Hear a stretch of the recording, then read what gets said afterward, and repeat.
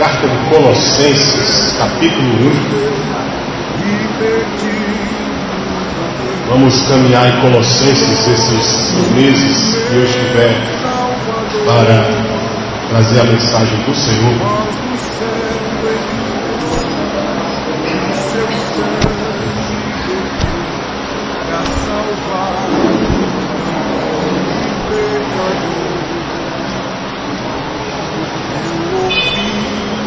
Falar dessa graça que do céu trouxe o nosso Jesus, mas eu sou. Feliz você vai ficando de pé para nós fazermos a leitura da palavra de Deus.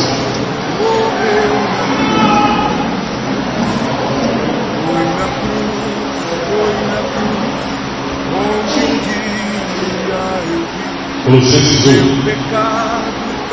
Paulo, apóstolo de Cristo Jesus, por vontade de Deus, o irmão Timóteo, aos santos e fiéis irmãos em Cristo que se encontram em Colossos, graça e paz a vós outros, da parte de Deus nosso Pai. Damos sempre graças a Deus, Pai de nosso Senhor Jesus Cristo, quando oramos por vós, desde que ouvimos a vossa fé em Cristo Jesus e do amor que temos para com todos os santos, por causa da esperança que nos está preservada nos céus, da qual antes ouvistes pela palavra da verdade do Evangelho, que chegou até vós, como também todo mundo está produzindo fruto e crescendo, tal acontece entre vós, desde o dia em que ouvistes e entendestes a graça de Deus da verdade. Segundo fostes instruídos por Epáfras, nosso amado conservo, enquanto a vós outros, fiel ministro de Cristo, o qual também nos relatou o vosso amor no Espírito.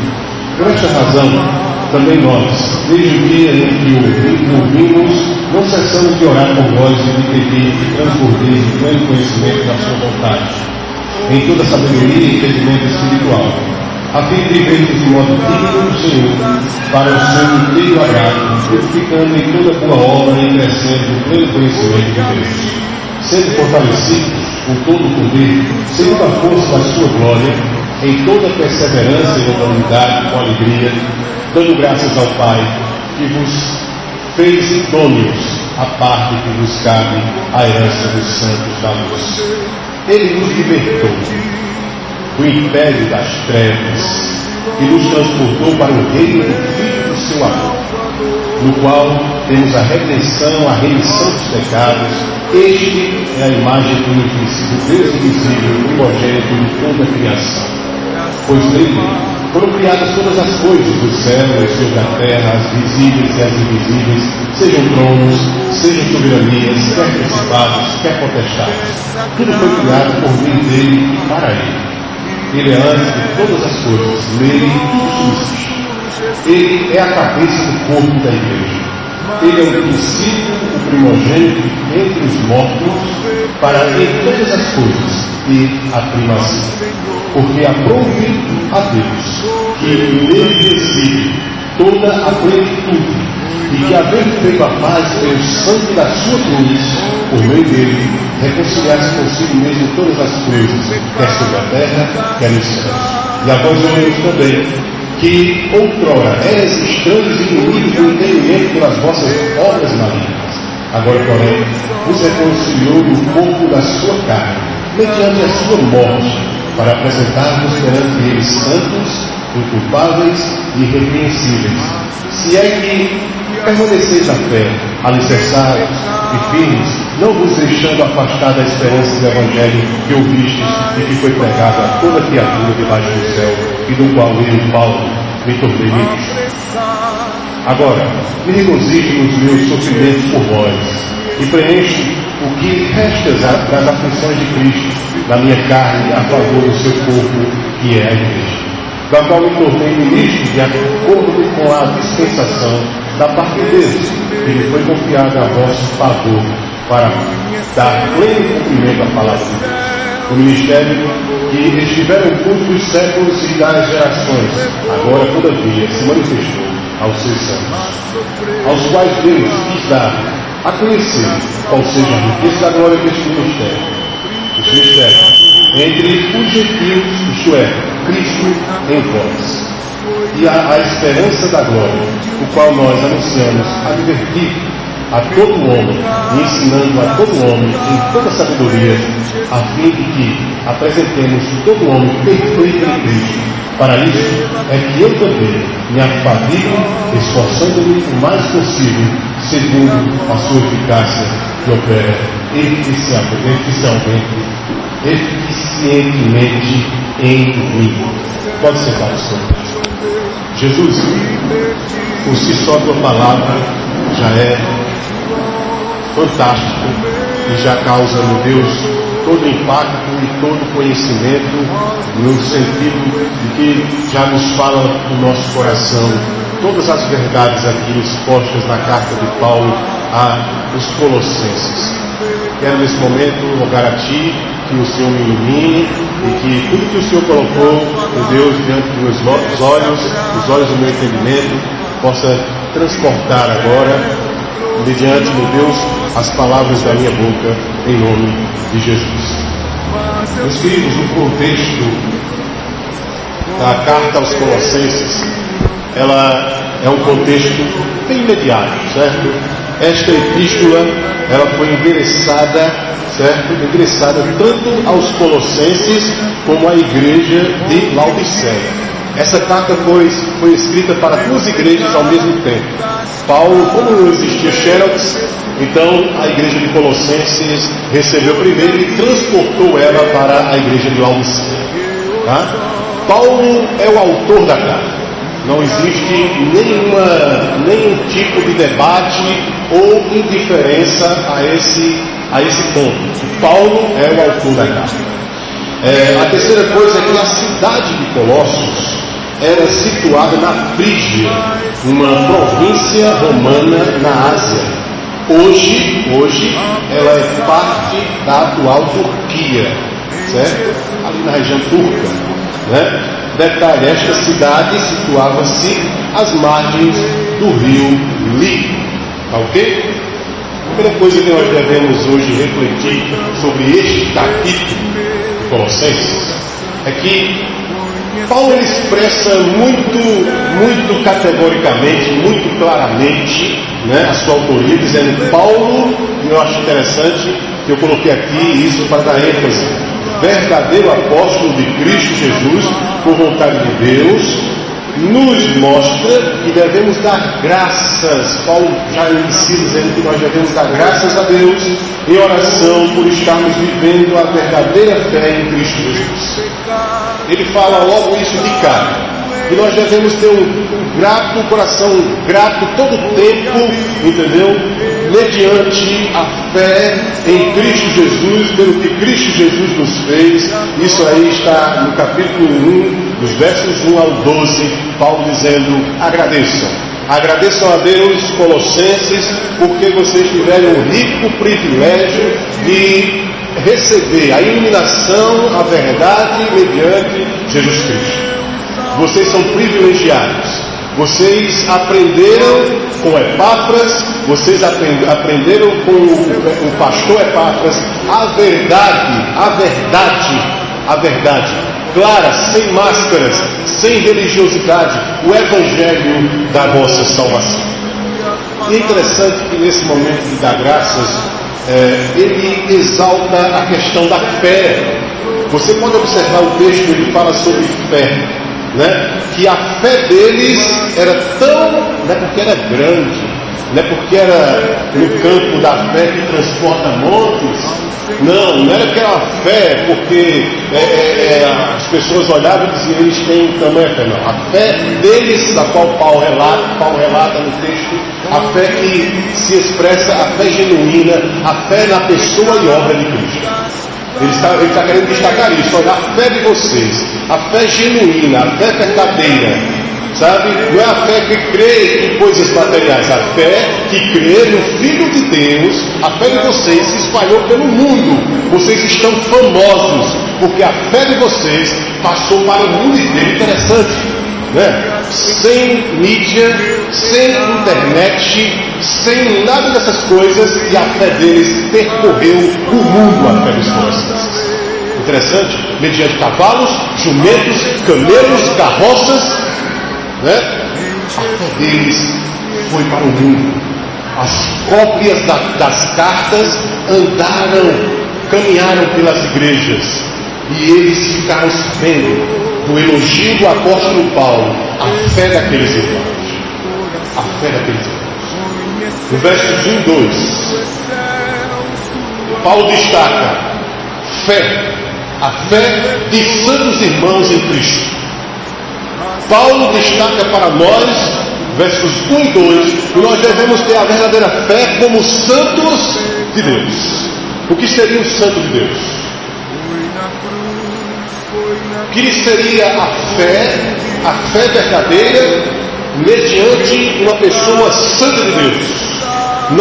Ou seja, não tem como você ter fé sem que você seja um santo de Deus. E não tem como você ser santo de Deus sem que você tenha a verdadeira fé. São duas coisas iguais, estão juntas, gêmeas. Não tem como eu dizer eu tenho fé e não andar em compromisso com Deus. Não tem como eu ter fé, ter santidade e não ter o verdadeiro conhecimento do Evangelho, da Palavra de Deus. Ou isso anda em conjunto, ou tem alguma coisa que está errada nesse negócio. Ou seja, nós sabemos que na religiosidade as pessoas têm aquelas castas de piedade, de pessoas piedosas, que durante o tempo, na vida, a história mostrou pessoas com piedade, mas não tinham conhecimento da verdade, porque elas viviam uma vida de santidade, mas praticavam a idolatria. Você entendeu? Praticar a idolatria, o pecado contra Deus, que culmina em fazer o quê? Ir contra o princípio e o mandamento de Deus, que não terás outros deuses diante de mim. Então não adianta você ter a santidade se você descumpre o mandamento de Deus e não ter outros deuses diante de mim. Você entendeu?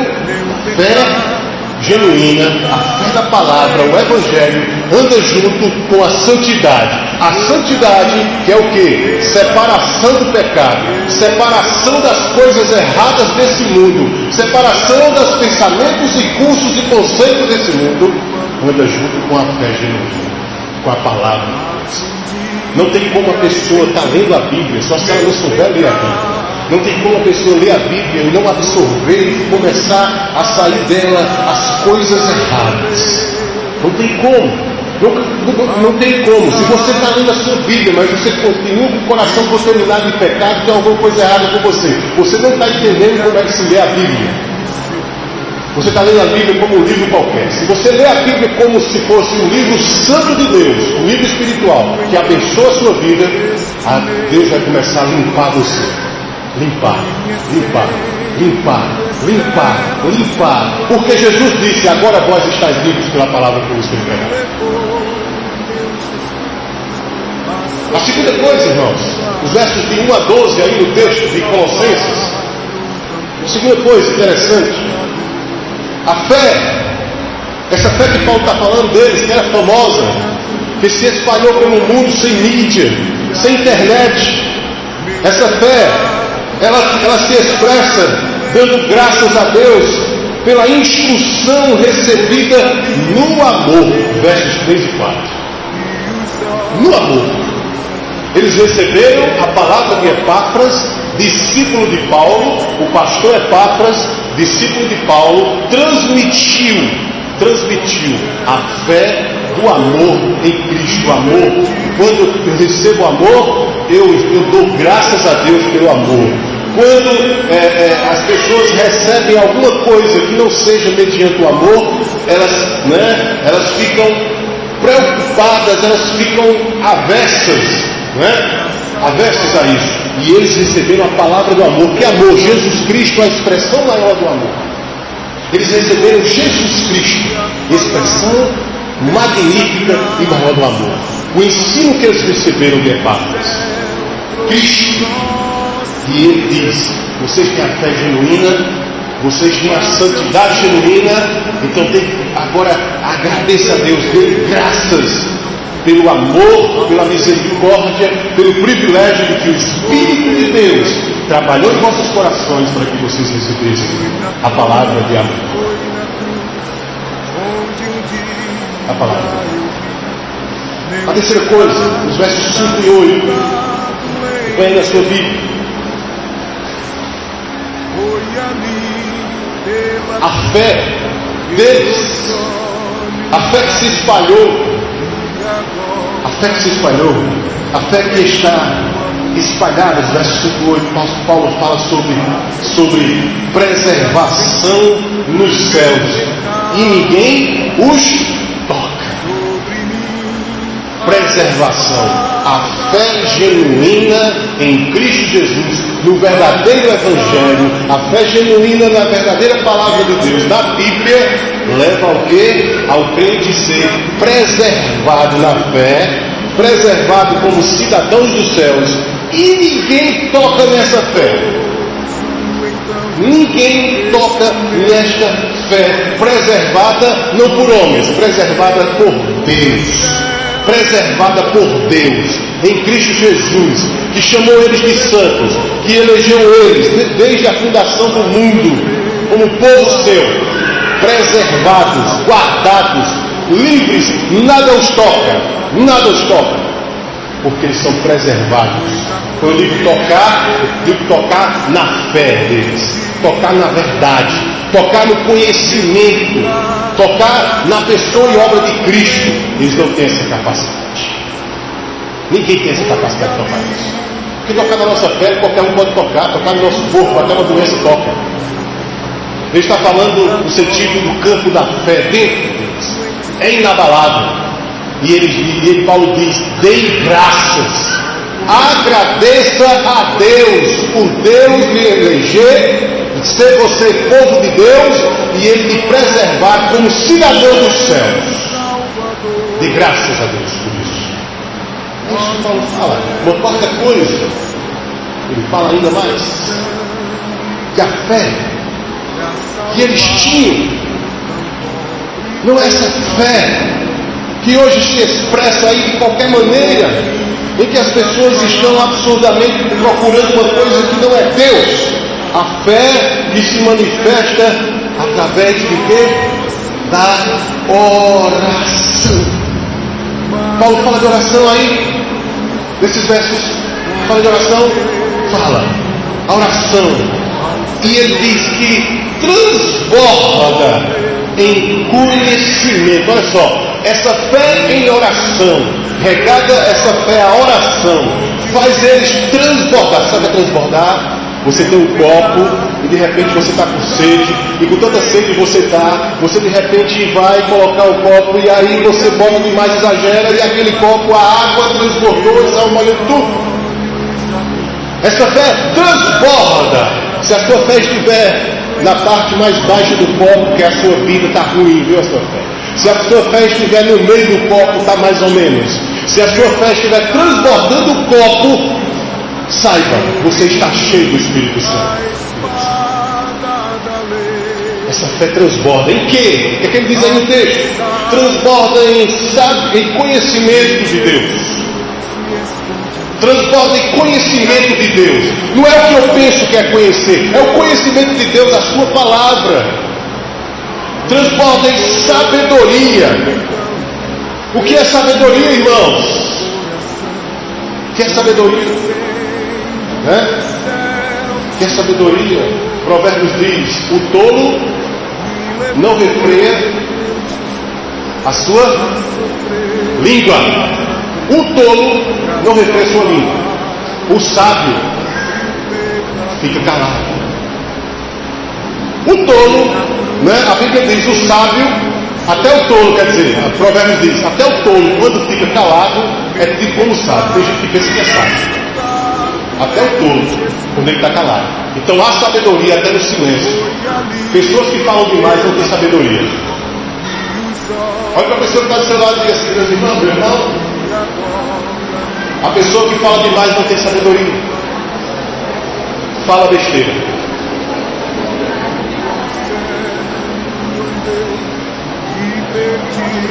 Está escrito, irmão. Isso é uma verdade. Você já viu pessoas que falam demais e não se metem em problema? Né? Fala demais, né? Escuta uma coisa e sai. Daqui a pouco, aquela arrumação, como a gente diz, né? Aquela arrumação que ele fez todinha, aí volta a decidir tudo contra aquela pessoa. Fale para poucas pessoas e fale com poucas pessoas. Você pode repetir isso comigo? Fale para poucas pessoas. Fale com poucas pessoas. Cuidado. Né? Então, olha só.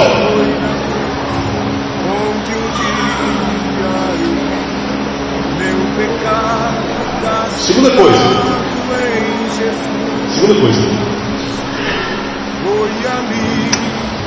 Versos de 13 a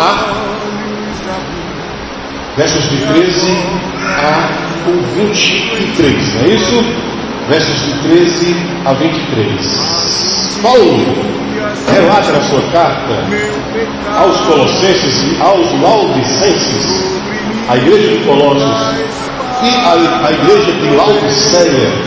Ele relata o seguinte, que eu extraí de tudo isso aqui, dos versos 13 ao 23, que há esperança na pessoa e a obra de Cristo. Por isso que o tema da mensagem é o Deus ao Deus da esperança. Por isso que o tema da mensagem é esse, ao Deus da esperança. Porque chegamos na alma da carta, que a gente gera exatamente esses versículos de 13 a 23. Que ele diz assim, a primeira coisa, versos 13 e 14, que ele diz assim, olha, ele nos libertou de quê? Se realmente a pessoa foi liberta, você está com consciência disso, né? A gente tem que ter consciência de onde foi que Deus nos libertou. Você lembra de onde foi que Deus nos libertou você? Ele se inclua a você. Ele nos libertou do império das trevas. Olha, e fez o quê? Um transporte. Lhe transportou. Vamos aqui, ó, faça assim, feche os seus olhos e diga assim, olha. Ele me libertou do império das trevas e me transportou. Para onde? Para o reino do Filho do seu amor. Verso 14, aí ele diz, no qual temos o que? Redenção, somos redimidos, a remissão de pecados. Ou seja, a esperança na pessoa e obra de Cristo, no Deus da esperança, há esperança na pessoa e obra de Cristo. Há isso. Pois, uma coisa aqui, pois não havia outro a quem podia se manifestar a esperança que libertasse a todos nós do império das trevas. Não havia nenhum outro. Eu vou citar aqui homens santos de Deus: Abraão, José, Moisés, Davi, Jeremias, Isaías, Ezequiel, Daniel, Abacuque, Obadias e todos os outros. Nenhum destes poderia libertar as pessoas do quê? Do cativeiro das trevas. Só Cristo. Só Cristo, só Jesus Cristo pode nos libertar do império das trevas. Segunda coisa, dentro do ponto 2, a esperança na pessoa e na obra de Cristo. Temos esperança em Cristo, porque Ele é, o verso aí, ó, de 15 a 17. Temos esperança em Cristo, porque Ele é a imagem do Deus invisível, pois Ele e nele foram criados tudo, e Ele tem todo o poder.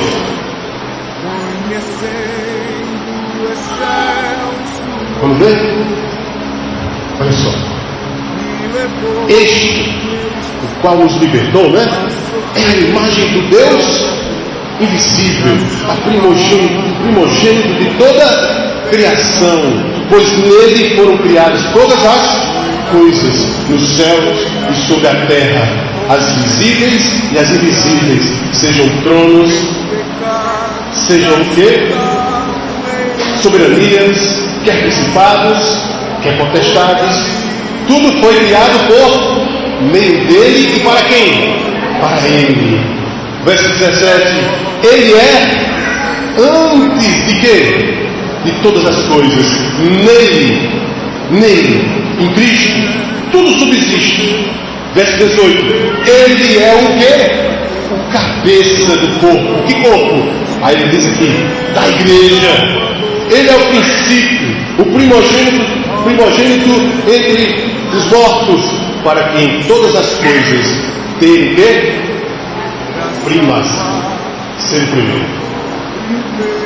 Gente, temos esperança em Cristo, porque Ele é a imagem de Deus. Ou seja, no dia em que a pessoa realmente entregou sua vida a Jesus, ele recebeu a verdadeira imagem de Deus no seu coração. Ele não recebeu qualquer coisa, ele recebeu a verdadeira imagem de Deus na sua vida, porque recebeu Cristo na sua vida. Ele não recebeu qualquer um. Você não recebeu qualquer coisa. Você recebeu Cristo, a imagem do próprio Deus invisível em você, em nós, todos incluídos. Terceira coisa, os versos 18 e 19, diz assim: Ele é a cabeça do corpo da igreja, Ele é o princípio, o primogênito de entre os mortos, para que em todas as coisas tenha primazia, porque aprove a Deus que nele residisse o quê? Todo o poder, toda a plenitude, toda a graça, tudo que é Deus. Versículos 18 e 19. Diz assim: Ele, terceira coisa nessa noite, a esperança de todos nós. Em que você tem esperança? Na hora do aperreio, na hora da angústia, na hora da aflição, em quem você tem esperança? A Bíblia diz aqui, Ele está mostrando para nós esses versos, é a esperança de todos nós, é o cabeça do corpo, olha, de sua igreja, e aprove a Deus que fizesse verdadeira reverência todo ao seu poder que está em Cristo Jesus. Ou seja, se devemos ter alguma esperança nessa vida, no momento de aflição, se devemos ter alguma esperança em qualquer coisa que venha contra nós, a nossa esperança deve ser Cristo Jesus. É isso que Paulo está dizendo. É isso que o texto de Colossenses diz. A quarta coisa, no verso 20. Verso 20. Quarta coisa é, Ele, Cristo, com esperança, com a sua paz, pelo seu sangue, se sacrificou, nos reconciliando. Com quem? Com quem? Com Ele mesmo, com Deus. Verso 20. E que, havendo feito a paz pelo sangue da sua cruz, né? Por meio dele, reconciliasse consigo mesmo todas as coisas, quer sobre a terra, quer aonde? Jesus, o poder da cruz, o poder da morte de Jesus, fez tudo, reconciliou todos nós, na terra com Ele, no céu com Deus. No céu com Deus. Que rico privilégio é esse? Essa é a esperança, esse é que nós devemos guardar em nosso coração. Esse Deus da esperança que está dentro de nós, a esperança de que Cristo, né? Ele nos reconciliou. Uma vez que nós éramos o quê? Quando éramos do mundo, éramos o quê? Inimigos de Deus. Se continuarmos na nossa vida de igreja, se continuarmos na vida como cristãos, com hábitos ímpios, nós continuamos como inimigos de Deus. Não temos essa esperança, porque a esperança é Cristo. Se continuarmos com hábitos, com atitudes pecaminosas, sem temor a Deus, nós somos inimigos de Deus, porque em nós não está o símbolo, o selo da esperança, que é Cristo.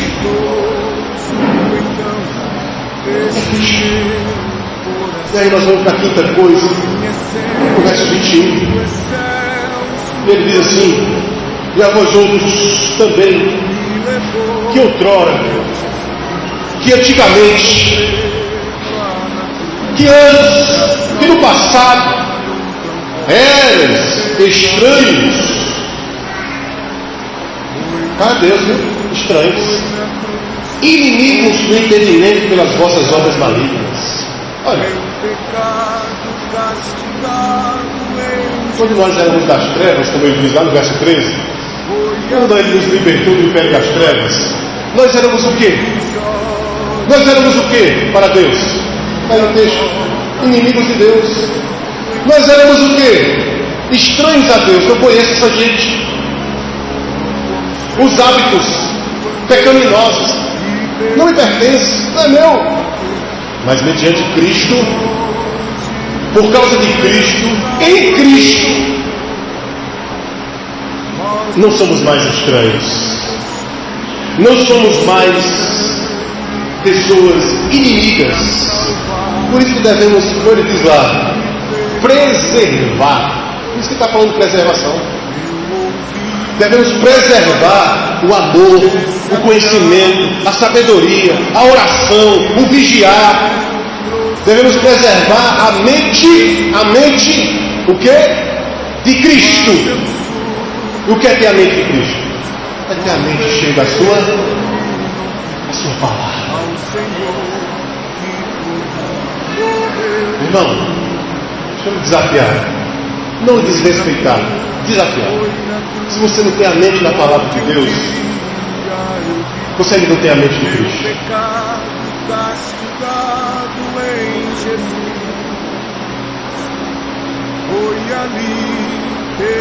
Você precisa, cada dia você precisa levar cativo, preso, o seu pensamento à palavra de Deus. A palavra de Deus. E aí as suas ações serão mediante a palavra de Deus. Irmãos, verso aí 22 e 23.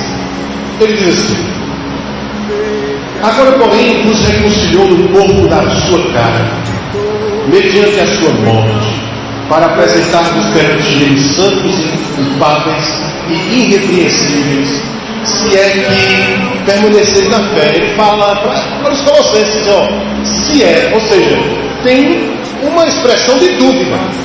Se é que de fato vocês estão na fé ainda, né? Aí ele continua: alicerçados e firmes. Se é que vocês estão alicerçados e firmes, não vos deixando o quê? Afastar o quê? O Deus da esperança, o Senhor da esperança, ok? Do evangelho que ouvistes e que foi pregado a toda criatura debaixo do céu, e do qual ele fala, expressa o seu ministério. Eu, Paulo, me tornei pregador, ministro.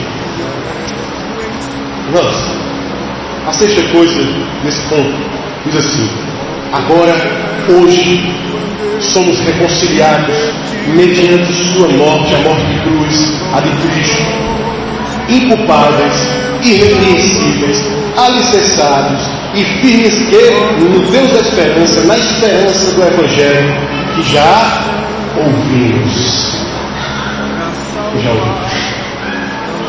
existe muita esperança, mas existe a esperança. Você entendeu? Existem muitos conceitos de esperança. Por exemplo, você pode ter ouvido uma palavra de esperança no sentido de que uma coisa que você precisa, uma coisa pessoal.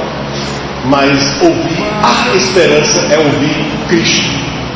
Ou seja, ouvir a esperança é ouvir a razão verdadeira da esperança, sabe?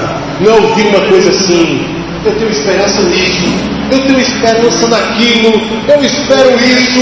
Não, Paulo não está falando disso. Paulo está falando a razão da verdadeira esperança, o Deus da esperança. Nós temos esperança, sabe em quê? No céu. A verdadeira esperança. No céu tem uma esperança esperando por nós. Sabe o quê?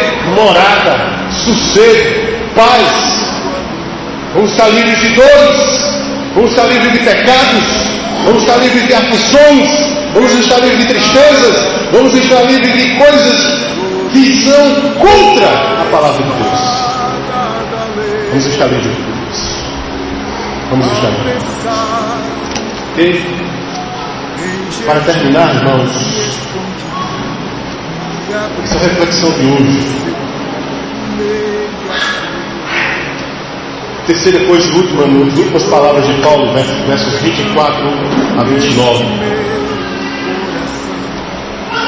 Agora, resumindo tudo que ele disse, que temos essa esperança e que vamos viver agora em quê? Verso 24, ele resume tudo que ele quer dizer. Olha só, agora que temos essa esperança, vivemos agora o quê? Os sofrimentos em Cristo, as aflições em Cristo, em favor de quê? Que Paulo diz? De sua igreja. Devemos sofrer em Cristo, as aflições de Cristo. Em quê? Por causa da sua igreja. Se a pessoa é igreja, se ela se considera uma, ela sofre o quê? Os sofrimentos e aflições de Cristo. Tá? Então, aí nós vemos aí Paulo expressar o seu ministério, né? Os versos 25 a 29. E em poucas palavras eu vou resumir aqui. Paulo, ele está dizendo assim: eu sou fiel ministro do Evangelho de Cristo, sofro essas aflições, verso 24, em Cristo, sofro os sofrimentos de Cristo, carrego na minha pele. Tem momentos em outras cartas que ele diz: eu carrego na minha pele as marcas de Cristo, as pancadas, as surras que eu levei em Cristo, né? Jesus disse: no mundo tereis aflições, mas tem bom ânimo, eu venci o mundo, né?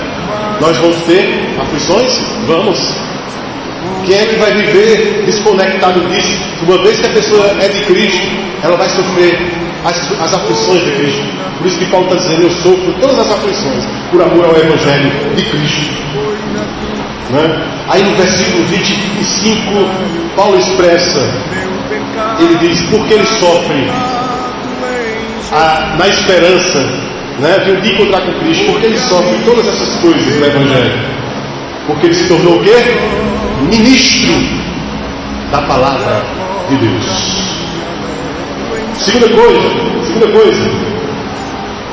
ele diz que era um mistério oculto dos séculos e das gerações passadas. Ele tem o rico privilégio de transmitir às pessoas o que agora é revelado para todos. No verso 26. No verso 27, Paulo relata que a sua missão em sofrer, em pregar, em ser afligido por Cristo, por causa de Cristo, ele diz que Deus quis, verso 27, dar a conhecer qual seja a riqueza da sua glória pelo mistério que é a pessoa e obra de Cristo. No verso 28, Paulo ainda relata que nós, aí ele fala, ele, Epáfras, Timóteo, Tito e os demais pastores, sua equipe de pastores, Paulo diz: anunciamos, advertindo a todo homem, advertindo avisando a todos os homens o quê? E ensinando o quê? A todo homem, toda o quê? Sabedoria, a fim de que todo homem seja o quê? Aperfeiçoado em Jesus Cristo. Você sabe o que é aperfeiçoado em Jesus Cristo? É não ser mais você mesmo, ser Cristo. Você entendeu? Você sabe o que é ser aperfeiçoado em Cristo?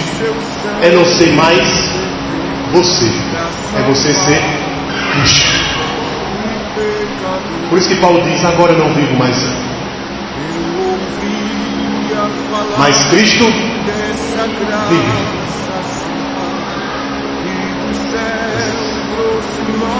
Para terminar, Paulo diz, verso 29, aí ele diz a razão porque ele é ministro do Evangelho aos Colossenses, que tem a fé famosa. Ele diz: para isso é que eu também me afadigo, esforço o máximo possível, segundo não a força dele, segundo não a energia humana, a eficácia que opera eficientemente em mim. A pessoa do Espírito de Deus é quem dá vigor, é quem dá ânimo, é quem dá a diretriz, é quem dá alegria a Paulo continuar pregando. Por quê? Porque agora não vive mais Paulo, porque agora não vive mais Helena, porque agora não vive mais nenhum de nós. Cristo vive. Baixe sua cabeça, feche seus olhos.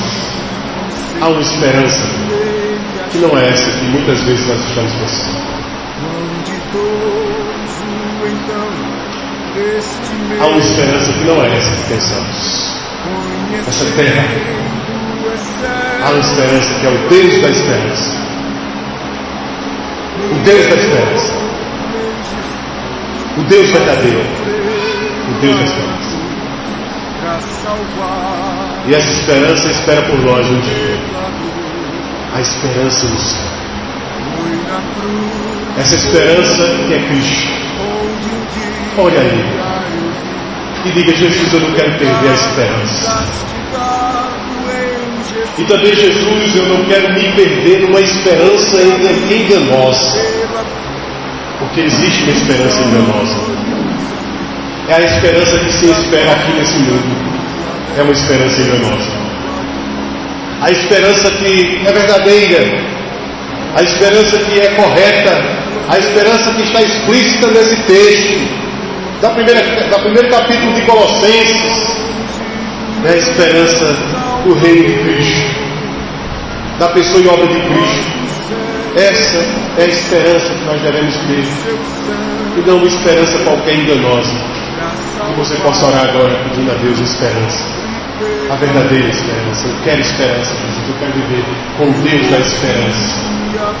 Você possa pedir a Ele.